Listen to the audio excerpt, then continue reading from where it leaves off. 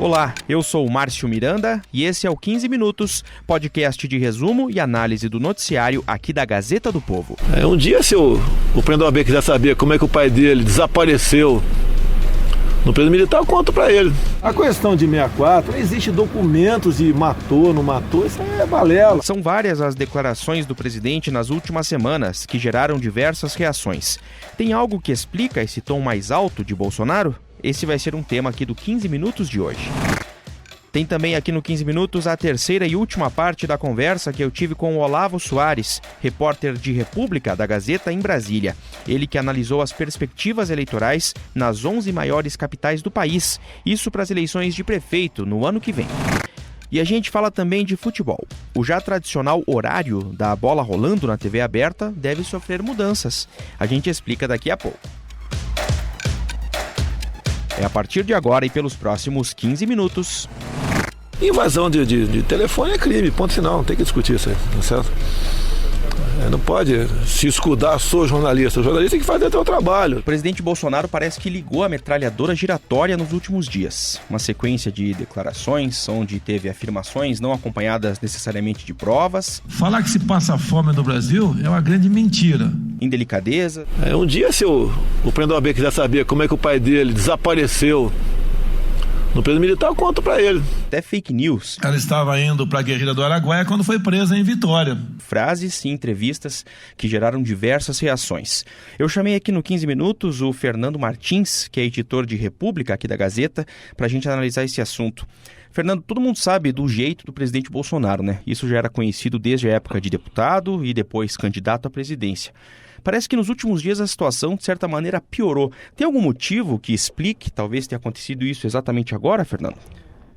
Olha, Márcio, o que tem se especulado é que nos últimos dias o Bolsonaro tem subiu o tom, porque ele está preocupado com críticas aí aos filhos dele, que seria aí principalmente com relação ao Eduardo Bolsonaro, que vai ser indicado... quer dizer, já foi indicado pelo Bolsonaro para a embaixada nos Estados Unidos. Por vezes, temos tomado decisões que não agradam a todos, com a possibilidade de indicar para a embaixada dos Estados Unidos um filho meu, tão criticado pela mídia. Se está sendo criticado, é sinal que a pessoa é adequada. E ele precisa muito aí da aprovação dos senadores, que o embaixador tem que ser aprovado no Senado para poder assumir o posto. E o presidente estaria incomodado aí com críticas que que o filho dele vem sofrendo, a indicação do Bolsonaro para o cargo, e teria subido o tom. E também tem uma questão que é um pouco no caso do presidente da OAB, que foi aí a principal, a declaração que foi mais descortês, para dizer o mínimo, do presidente Bolsonaro. É um caso pessoal, até para o próprio Bolsonaro. Por quê? Porque o Bolsonaro discorda da forma como a OAB defendeu o advogado do Adélio Bispo, que foi a pessoa que tentou matar o Bolsonaro. A OAB fez o quê? Eles entraram na justiça contra a intenção da Polícia Federal de quebrar o sigilo do advogado do Adélio, para saber quem supostamente teria financiado e bancado a defesa do Adélio. Então, nesse caso específico, também tem um fundo aí de pessoal do Bolsonaro. Lógico, ele foi vítima de um atentado e provavelmente ficou um pouco nervoso. Por que a OAB impediu que a Polícia Federal entrasse no telefone de um dos caríssimos advogados? Qual é a intenção da OAB? Quem é essa OAB aí? Mas acabou exagerando na reação. Será que tem uma dificuldade do presidente, às vezes, de entender, talvez, a importância do cargo? Eu acho que sim, Márcio, porque você tem que considerar o seguinte: o Bolsonaro ele é o presidente de todos os brasileiros e não apenas daqueles que votaram nele. E, obviamente, ele tem o que se fala, a liturgia do cargo, ele tem que ter essa postura que, teoricamente, se deveria estar acima disso. O que o Bolsonaro fez foi alfinetar um adversário, pelo menos que ele considera ser um adversário, e não só alfinetar, assim, ele, digamos que tocou numa ferida, que ele foi falar sobre o pai do presidente da OAB, que foi militante de esquerda na década de 70, e foi falar justamente assim, deu a entender que saberia as reais razões do sumiço, porque o pai do presidente da OAB sumiu na década de 70. Né? Inclusive, na semana passada foi reconhecido o atestado, foi emitido o atestado de óbito, e a Comissão da Verdade, que o Bolsonaro pode discordar, mas é uma comissão oficial. Comissão da Verdade? Você acredita em Comissão da Verdade? Qual foi a composição da Comissão da Verdade? Foram 7 pessoas indicadas por quem?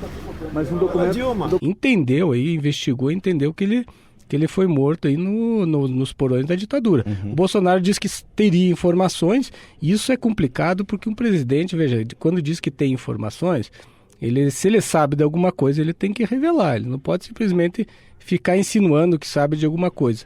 E não apresentar provas, não dizer o que aconteceu, até porque seria uma forma, se o Bolsonaro depois foi cortando o cabelo, fez uma live e acabou explicando que não havia sido o exército, porque ficou no ar na primeira declaração que teria sido o sumiço teria sido praticado, o sumiço e a morte do pai do presidente da OAB teria sido praticada pelo exército. Depois ele foi dizer que não, nessa live cortando o cabelo, que teria sido a própria organização de esquerda do qual ele fazia parte que sumiu aí. Não quero polemizar com ninguém, não quero mexer com os sentimentos do senhor Santa Cruz, porque não tem nada de pessoal tocante a ele. Eu acho que ele está equivocado em acreditar numa versão apenas do fato, né? Mas ele tem todo o direito de me criticar, etc, etc. Mas essa é a versão minha do contato que tive com quem participou ativamente do nosso lado naquele momento, para evitar que o Brasil se transformasse numa Cuba. Mas se ele tem alguma prova, ele tem que mostrar, até porque seria uma forma de inocentar aí o exército, né? Então, tudo isso cria uma situação bastante complicada, com consequências que vão aí do ponto de vista jurídico e político também. Jurídico porque o próprio presidente da OAB diz que vai interpelar o Bolsonaro no STF para explicar esse assunto. E político porque Brasília está, mais uma vez, agitada com os destemperos do presidente. Fernando, obrigado. Até a próxima. Até mais. Agora é hora da terceira e última parte da conversa com o Olavo Soares, repórter da editoria de República aqui da Gazeta em Brasília. Ele que faz uma análise sobre o cenário para as eleições do ano que vem nas 11 maiores capitais do país. Vamos relembrar aqui. A gente já falou das cidades onde os prefeitos podem ser candidatos à reeleição, mas devem enfrentar algumas dificuldades. Outras cidades em que o prefeito pode ser candidato à reeleição e está bem nas pesquisas de avaliação do mandato. E hoje a gente fala do terceiro grupo, as cidades em que os prefeitos não podem ser candidatos à reeleição. São 5 cidades: Fortaleza, Manaus, Salvador, Recife e Belém. O último grupo é daqueles em que os prefeitos já foram reeleitos e não podem disputar a eleição em 2020. Recife, a capital de Pernambuco, ela é um pouco diferente das outras, por quê? Porque o atual prefeito ele não vai concorrer à reeleição, que é o Geraldo Júlio, do PSB, mas lá já tem um candidato ultra favorito. Quem que é? É o João Campos, que é filho do ex-governador Eduardo Campos, aquele que era presidenciável e morreu no acidente de avião em 2014. O João Campos, ele foi eleito no ano passado deputado federal, com uma votação extraordinária, ele ficou em primeiro lugar com muita distância para o segundo colocado. E o João Campos, se ele realmente for candidato, ele vai vir com todo esse legado do PSB de Pernambuco, que é fortíssimo, que ganha eleição com o pé nas costas, tanto para o governo do estado quanto para a capital. Então, o João Campos viria com essa aura, digamos assim, né? Já em Fortaleza, Manaus, Salvador e Belém, o atual prefeito ele ainda não ungiu, digamos assim, o nome para a sucessão. Em Salvador, a Bahia tem um cenário meio curioso, porque é o seguinte: na Bahia a gente tem o governo do estado comandado pelo PT e a prefeitura da capital com os democratas, né? A gente tem centro-esquerda e centro-direita, 2 grupos rivais, PT e democratas, que sempre se pegaram no plano federal. Mas, curiosamente, na Bahia, o governo estadual e o governo municipal, eles são muito aprovados pela população. Então, assim, as pessoas de Salvador, elas gostam do governo do PT e gostam do governo do DEM. Ou seja, quem vier indicado por esses 2 grupos tende a ser muito forte no ano que vem. E cabe destacar que o atual prefeito ACM Neto, ele tem um carisma, até pelo histórico dele, familiar, enfim, que não é uma coisa que se transfere automaticamente para o indicado. Então, ele vai indicar o vice dele para concorrer à prefeitura, mas que não pode esperar, digamos assim, que o vice do ACM Neto vai herdar toda essa atmosfera positiva que o ACM Neto tem, que fez com que ele fosse eleito facilmente em 2012 e em 2016. Em Fortaleza, o que acontece? O prefeito de Fortaleza é o Roberto Cláudio, do PDT, que é o partido mais poderoso do Ceará, é o partido do senador Cid Gomes e do presidenciável Ciro Gomes, né, 2 ex-governadores do estado, mas o Roberto Cláudio não indicou ainda quem que vai ser o candidato do grupo dele. Então, é um cenário aberto. Esse candidato, quando for indicado, tende a ser favorito, mas o nome ainda não existe. Em Manaus, o prefeito atual é o ex-senador Arthur Vigia, do PSDB. Aliás, Manaus e Belém têm cenários parecidos, né, as 2 maiores cidades da região norte. São 2 cidades em que o prefeito atual é do PSDB, eleito em 2012, reeleito em 2016, o Arthur em Manaus e o Zenaldo Coutinho em Belém, mas os 2 não estão com o segundo mandato com tanta aprovação assim. Então, os nomes que eles indicarem não vão sair com muito favoritismo, né? E o cenário está bem certo. Em Manaus, a gente tem nesse momento atual algumas pré-candidaturas de figuras de expressão nacional, como o senador Eduardo Braga, que é um dos senadores mais influentes aqui em Brasília. Ele já foi governador do estado, ele foi líder do governo, foi ministro, enfim, e ele quer ser candidato a prefeito. E outro pré-candidato em Manaus é o deputado Marcelo Ramos, que tornou-se uma figura de expressão nacional recentemente porque ele presidiu a comissão especial da reforma da Previdência. E o trabalho dele na comissão foi um trabalho muito elogiado, mesmo por parlamentares que são contra a reforma. Todo mundo, quando falava sobre a comissão, elogiava o trabalho do Marcelo Ramos, que ele foi muito democrata, que ele foi correto, enfim. Então o Marcelo Ramos ele tem essa aura em cima dele, que pode ajudá-lo a ganhar a eleição. Esse é o cenário das 11 cidades que a gente mapeou. Como o Olavo disse, foram 11 cidades mapeadas nesse levantamento da situação eleitoral para o ano que vem. O cenário nas outras você pode ouvir de novo nos episódios anteriores, os 2 últimos publicados aqui no 15 Minutos da Gazeta do Povo. Bem, amigos da Rede Globo. Você que gosta de futebol já está acostumado com os domingos à tarde. Às 4 horas é hora da bola rolar. Pois é, talvez você tenha que reorganizar o seu domingo, porque já a partir desse próximo final de semana, a TV Globo vai experimentar um novo horário para a transmissão do jogo, 7 horas da noite. Eu convidei aqui o André Pugliese, editor de esportes da Gazeta, para a gente comentar esse assunto e até trazer, né, André, essa novidade que vai ser a partir deste domingo. Qual a intenção da Globo inicialmente ao mudar o horário, que já é, dá para dizer, tradicional, das 4 da tarde, já há bastante tempo que tem esse horário de exibição na TV aberta, hein, André? São algumas questões envolvidas nessa mudança da Globo. Num primeiro momento, a Globo decidiu fazer um teste por causa do jogo do Corinthians, na quinta-feira pela Sul-Americana, que vai ser um jogo à noite. Então, para ter o prazo de descanso ali dos jogadores, de acordo com a legislação e tal, a Globo teve que atrasar o clássico no domingo, Corinthians e Palmeiras, para as 19 horas. E resolveu fazer esse teste depois do Faustão. O Faustão vem para antes do jogo, né?